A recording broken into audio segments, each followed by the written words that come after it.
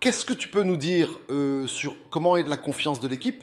Comment sont les sentiments en ce moment si important alors que c'est ta quatrième finale avec la sélection? Eh bien, le sentiment est positif, de confiance. Nous savons que nous allons jouer contre une excellente équipe, possiblement la meilleure sélection du monde en ce moment. Mais l'équipe est confiante. Après ce que nous avons fait lors du dernier match, la confiance est au plus haut. Nous savons que c'est une finale, tout peut arriver. Et ce que j'espère le plus, c'est que l'équipe puisse être au meilleur de sa forme demain et que nous puissions gagner le trophée. Parce que les finales, c'est comme ça.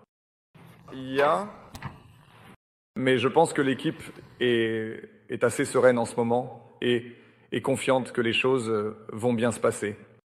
Cristiano, lors des matchs officiels, cela faisait 25 ans que nous n'avions pas battu l'Allemagne. Match officiel, nous n'avons pas gagné contre la France depuis 21 ans. Est-ce la bonne, Cristiano? On va voir. Nous pensons que oui. Chaque match a une histoire différente. Nous savions que nous n'avions pas battu l'Allemagne depuis tant d'années, mais l'histoire change, les chapitres changent, et c'est ce qui s'est passé. J'espère que demain pourra aussi être un bon jour pour le Portugal, que nous puissions gagner cette finale que nous désirons tant. Nous savons que ce sera difficile. Les finales sont comme ça, elles sont difficiles, contre une sélection qui est très confiante, qui n'a pas perdu depuis 24 matchs, je crois. Mais le Portugal a aussi ses atouts et nous allons entrer sur le terrain avec la pensée positive que tout va bien se passer. Corrigez-moi si certains des faits que je vais énumérer sont faux. Cristiano a 40 ans, c'est un homme de famille, père de famille, il est humain. Et même si parfois certains pensent que c'est une machine, la vérité, c'est que c'est un être humain.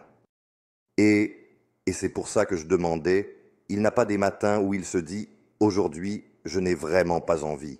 Je n'avais vraiment pas envie de vous parler aujourd'hui.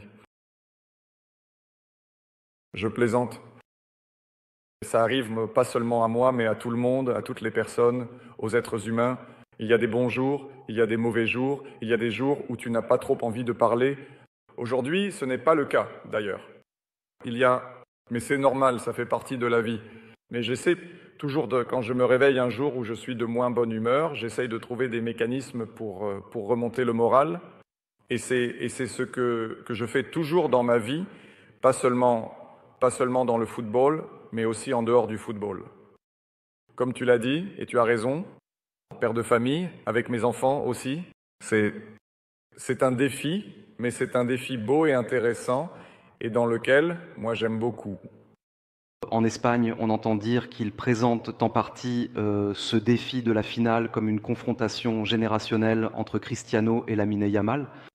Ce que je voudrais aussi demander en regardant l'équipe nationale, c'est que le Portugal vit également un changement, une transition. Et quel a été votre rôle dans le lien avec les générations précédentes au sein de l'équipe nationale? J'ai toujours été comme ça.